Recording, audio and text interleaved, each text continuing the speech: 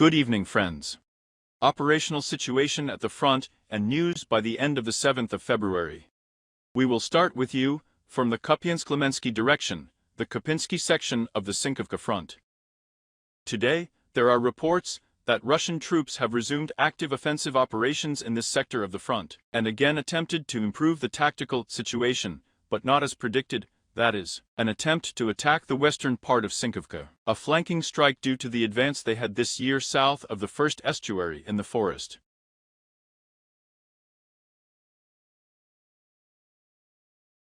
The base north of the Sinkivka itself began assault operations, well, and actually they were ready for them.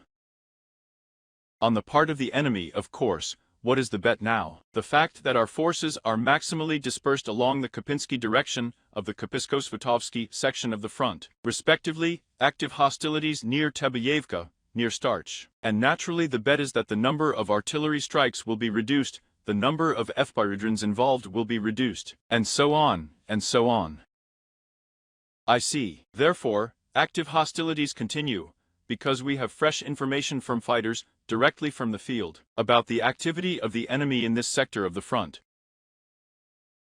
As for AVDEEVKA and Starch, the fighting continues, they have a positional character. Although the Russian troops do not leave attempts to advance, and not only to the west of AVDEEVKA, as we said, but also in the direction of the west of Kotlyárovka and south of Starch, without significant changes. In the Limansky direction, active hostilities continue in the direction of Turnov and Yampolovka. We do not record any new changes in this sector of the front. Moreover, we managed to counterattack, we managed to push back Russian troops from a number of positions, but that's all. Let's just say it's too early to talk about anything positive yet.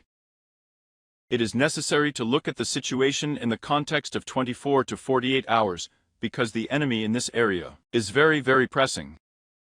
Moreover, if we talk about the last 48 hours, his attacking forces have increased due to the fact that if before he attacked a beam and a yar, that is, he attacked a ravine and a beam, now he attacks 3 yars and a beam as much as possible, that is, he has increased the number of assault groups.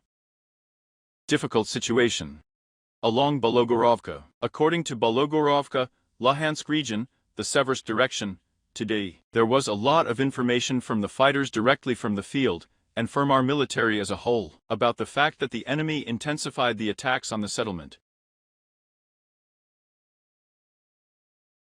There was one of the messages, I published it in my telegram, you can go see, I don't have so many messages from one of the fighters. So there is a link to his post, what kind of situation happened. He writes directly as it is, a difficult situation, and it means whether the undermining is again I have in mind on the front line, whether the situation is unclear. But in general, a group suddenly jumped out of a place where everything was naturally viewed, and there should have been no one.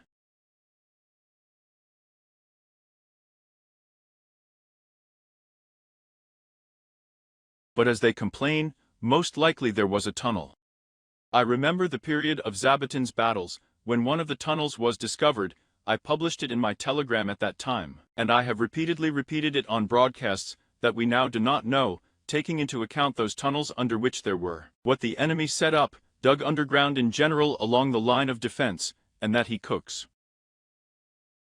Well, actually, the undermining of the AVDEEVKA industrial zone, then the pipe at Pervomaysky, then the pipe again in the south of AVDEEVKA and Bologorovka, shows that this is one of the tactics of the enemy, on which he makes a very, very big bet. This is exactly what the drone does not see from above. Therefore, it is necessary to be prepared for this, that this is now one of the possible key bets of the enemy, on this tactic. There is such a moment. We proceed directly to the Belagorsky Western Filtration Station. Fighters report that the Belogorsk industrial zone is under the Russians, to put it mildly. They stormed a large column, the guys destroyed part of the equipment, but this did not affect the result of the battle. Now there are battles for the chalk quarries waste ground. These are messages from our fighters from the field. Well, according to the situation for yesterday, the situation for today. And as reported, the fighting in the direction of the chalk quarry continues. That is, Russian troops are attacking from the industrial zone area. Naturally, now they are already pulling up their forces in order to attack with more, larger forces, so the hard combat work continues. Together, we record the enemy's advance in a section up to 450 meters wide, to a depth of 480 meters. However, it is not the width and depth that are important here, but the fact that the enemy has received basements, for which he can naturally gain a foothold and transfer additional forces. Therefore, the situation is quite difficult in this sector of the front remains. Now I will be in my telegram now, not at the moment I mean, but in general. I will publish more information from the fighters themselves from the front, keep you more informed of events, not only according to the summary and the main news, so that you understand the real picture, how difficult it is for the guys. They are doing everything possible, but alas, the fighters themselves write that now the number decides. And the number of manpower and artillery and aviation, well, alas, they are doing everything possible. This is in short. In the Bakhmut direction, the northern flank without any changes. It's the same on the southern flank. The enemy's activity is coming from Bakhmut, its western part, in the direction of Ivanovo, between the Stavka and the Garden Partnership, so along the Grey Zone, and from the Garden Partnership area and the abandoned airfield in the western, northwestern, and also southwestern direction. Attempts to advance again and gain a foothold in one of the forest belts. Combat work continues. The situation remains dynamic, with varying success I would say, but it is possible to repel the enemy's attacks on this sector of the front. We turn to AVDEEVKA. It is very difficult for us in AVDEEVKA.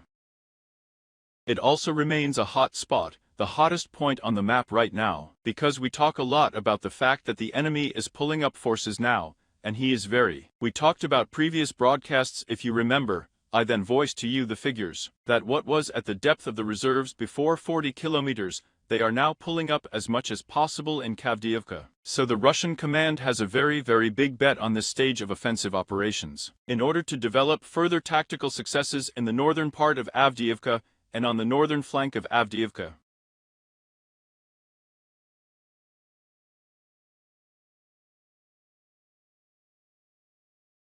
According to the changes, otherwise, where the Russian troops are entrenched. This is a section of the front with a width of 2.35 kilometers, to a depth of 370 meters in urban development. To date, the situation in AVDEEVKA, in its northern part and on the northern flank, looks something like this. And now let's take a closer look. So, from the Donetsk filtering station, there are attacks in the southern direction on the Garden Association. There were a number of messages, I also published in my summary, that the first street, here the Garden Association on the street is forged, and actually the second street is where Russian troops were present in any case. The APU naturally counterattacks, do not allow to gain a foothold, but the enemy pulls up new forces, and at the same time there is massive shelling and air bomb attacks, so the situation is quite difficult. So one of the zones where active hostilities are now, then attempts to gain a foothold in the Garden Association, are already west of the railway. It runs along this line, as you can see. Accordingly, the part moved to the Grey Zone. Different information comes because the Grey Zone is not because it is not controlled, but because, according to reports from the field, Russian troops entered there. Somewhere they managed to squeeze them out, but active combat work, as you understand, continues. Complicated, very complicated. Well, the enemy is also trying to develop offensive actions, not only in the western, southwestern directions, and have tactical success, but also in the southern direction, that is, along Donetskaya Street, along Chistyakova Street, Lysy Ukrainka, Sapranovo. Actually, it's a difficult situation. And of course, to the south of the Garden Association Ivashka, as much as possible to gain a foothold in urban development, and so to speak, to make it a springboard in case they send a counterattack and knock it out from the northern part of AVDEEVKA, from Sapranova Street and Lysy Ukrainka Donetsk. It means that their forces will try to hold this area accordingly. But now it's too early to talk about something positive and even negative, because combat work continues on this sector of the front. The situation is difficult. We also said yesterday that the enemy is attacking south of the forest belts, trying to naturally go out along the quarry, in order to reduce the zone of active hostilities, respectively, to release some of its troops due to the fact that there is already a natural border where there will naturally be no flank attack, no counterattack, and increased pressure on the second landfill, the Sandy the quarry, means that this area is approximately affected, because there are reports that the enemy is pressing from the Rainbow Garden Association, which we talked about yesterday, both in the south and in the southeast direction. It is possible to restrain, but you need to understand that the main goal today is to cut, well, or just cut AVDEEVKA in two, in order to break through to Industrial Avenue. That is, to gain a foothold in the Garden Association, or as they report, in the direction of the Brevno complex, and the DNA gas station. That is, this is the area that the enemy is now targeting and is conducting a massive offensive on this section of the front.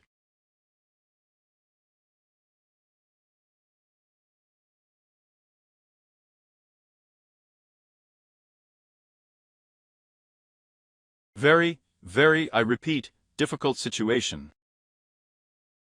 We are moving along the southern flank. Naturally, there is some activity against the background of the fact that the most combat-ready groups are now involved on the northern flank. In the northern part of AVDEEVKA, south of AVDEEVKA, we observe relative positionality. On the part of the APU, footage was published today of the same counterattack in the area of the Tsarskaya Okhota complex, which was practiced including by drones. Actually, the line does not change. The enemy controls the complex. The higher of the complex, that is, the area to the north and northeast, remains in the gray zone. As for the streets Sportivnaya, Sobornaya, and Chernyshevsky, we do not record any new changes here. Positional nature of the fighting. Well, this is actually understandable, because the main rate, I repeat, we have to the north. Moreover, a few days ago, 2 days ago, I commented on one point. Fighters directly from the field said that, well, this is one of their conversations, that experienced fighters are needed for reinforcement who have experience of fighting in urban development.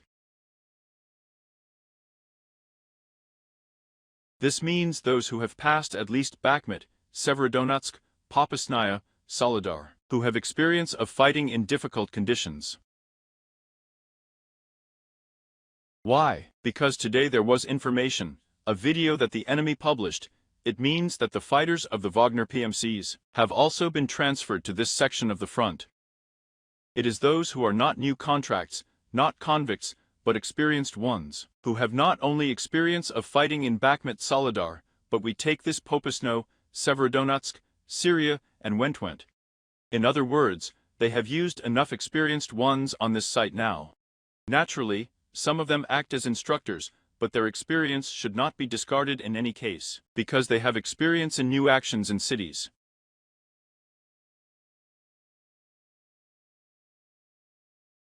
There is such a moment. As for the section of the front north and northeast of the experimental, there are attacks, but they have a positional character, as well as the fighting in Pervomaysky. The enemy is conducting assault operations, but now one of the tasks for him is to align the front line, as we talked about on previous broadcasts, specifically yesterday, when they said that they had activity. So they are trying to advance, so to speak, east Novelski in the north direction, in the direction of the beam, but not in order to Nevelskoy to advance with a wide coverage, namely to align the front line of Pervomaysk, Vodian Pervomaysky and Vostokno-Novelsky. Yesterday, footage was published. The enemy made another attack on this sector of the front. This is not the first one. We have already somehow added a red zone in this area 2 weeks ago, so there was one of the attacks. And today again, he moved in this area along a T-shaped intersection and attacked an abandoned field reservoir.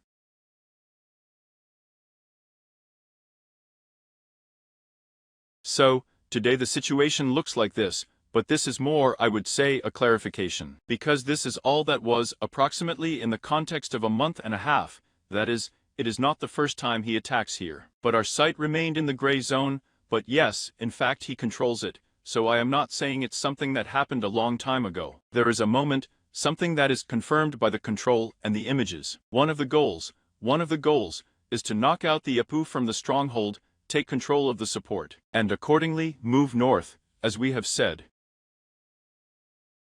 An attempt to level the front will be made by the enemy. Now, he is trying to implement these plans in this sector of the front.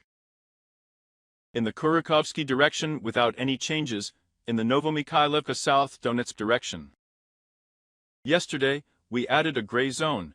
We talked a lot on the daytime, evening broadcast that the enemy was attacking. And actually there was no daytime broadcast in the telegram in the morning to you. I reported that active hostilities were taking place on the outskirts of the south and east. Well, a little later there were clarifications where the enemy is present.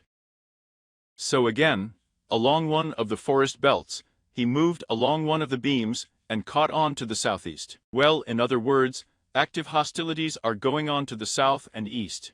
The situation remains dynamic, although we are already talking about a period of 48 hours, but still, we can't say that there are any specifics right now, because the enemy is trying to strike a new blow somewhere. Somewhere it manages to counterattack, so I think it takes about 48 more hours to understand the full picture.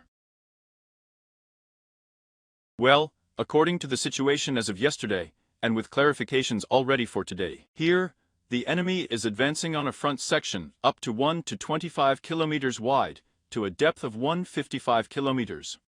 Active hostilities are continuing, and I repeat, the situation is being clarified. And it will be so for the next 24 to 48 hours, because the enemy is making a very big bet now, and it is expected that he will try to attack from the north, because there is some activity near the fortified areas. And accordingly there was a transfer of some forces, so definitely in any case, he will make a diversionary maneuver, in order to attack with the widest possible coverage, well, and disperse our artillery strikes in Pedro, on aerial reconnaissance and in general our forces. Difficult situation. Moving on. The Uglydar direction. Uglydar. In my forecast for the 1st of February, I said that there would most likely be an activation in the Uglydar direction, but as such, the one that I saw has not yet happened. And I wrote that most likely they will try to advance to the South Donbass Mine No. 1, bypass it, and fresh footage from this section of the front has appeared. So, infantry attacked along one of the forest belts, there was just the same support. The APU managed to dislodge them from this support, retreated to their original positions, but there is no control in this area from the APU, so this section of the front in the direction of the South Donbass Mine passes into a gray zone with a support. As we can see, the enemy has quite big plans for this section of the front, taking into account Novomikhailivka. That is, it will actively attack, let's say, a foreseen strike, and taking into account what forces are transferring the Far Eastern Marines again, but we are not talking now about their assault on Uglydar, but they are storming Novomikhailivka. They have very big plans for this section of the front, from Uglydar to Novomikhailivka. Therefore, this year, most likely, we will observe active hostilities. Well, conditionally we will say, the Uglydar-Konstantinovka front section. This is the enemy's goal for this year, in this sector of the front. As far as it will be possible for him to implement it, or it will not work, then we will look further. To date, we only state the fact that despite the attacks in the area, the fighting is active in Novomikhailivka. He has reserves in order to attack and try to improve the tactical situation, also in the Uglydar direction. There is such a moment. Moving on. Veliko-Novoselkovsky direction, Orekhovsky direction without any changes, Vasilyevsky direction in the Kamensky area. Kamensky added some clarifications within the gray zone. The enemy published footage of the AFU presence again. Before, as you remember, there were beams on the limb of the beam, then you retreated, we added a gray zone. But that was still a few months ago. Well, fresh shots along one of the forest belts, so small refinements have been added here. But they have retreated to their original position, the gray zone remains. And the last section of the front is Krinky. We have a small positive. We managed to expand the bridgehead a little.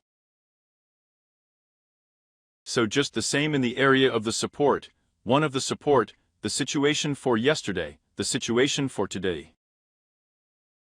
The Russian troops do not control this area exactly, despite the fact that they are trying to knock out the APU. Despite the fact that they have pulled up artillery, yet we have said with you that some decline will be observed. And as soon as they gave way to the APU, despite all the difficulties that exist in this sector of the front, they managed to knock them out of a number of positions. There is such a moment. Therefore, naturally, the enemy will also learn from this, and understand that it is necessary to increase pressure. It is necessary to prepare for this, and on the part of the APU, of course, they are ready for this. So active combat work continues in this sector of the front. This is the situation we have at the front by the end of the 7th of February.